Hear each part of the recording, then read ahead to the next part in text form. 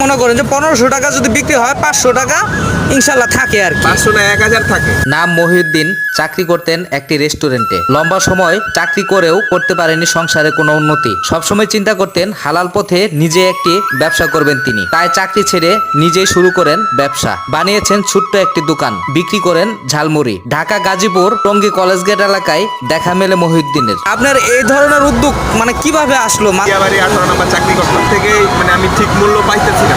আচ্ছা, সকাল থেকে সন্ধ্যা পর্যন্ত মানে আমার পোষাইতেছে না। পরে এখন আস্তে ধীরে পরে নিজে গাড়ি কিনলাম। এখন আল্লাহর রহমতে রিভিউ ভালো পাচ্ছি। সামনেতে আরো আইটেম বাড়াবো। এখন নতুন তো এখন মুড়ি দিয়ে শুরু করলাম, পরে আরো অন্য চিন্তা ভাবনা আছে। ক্রেতার চাহিদা থাকায় নতুন অবস্থাতেই 1000 থেকে 1500 টাকার ঝালমুড়ি বিক্রি করেন মহিউদ্দিন। এতে দৈনিক 8 থেকে 900 টাকা এবং মাসে 20 থেকে 25,000 টাকা আয় হয় বলে জানান মহিউদ্দিন। স্বাদটা আমার কাছে ভালো লাগছে। আমি প্রথমবার খাইছি, আর স্বাদটা ভালো। ভিডিওটি ভালো লাগলে চ্যানেলটি অবশ্যই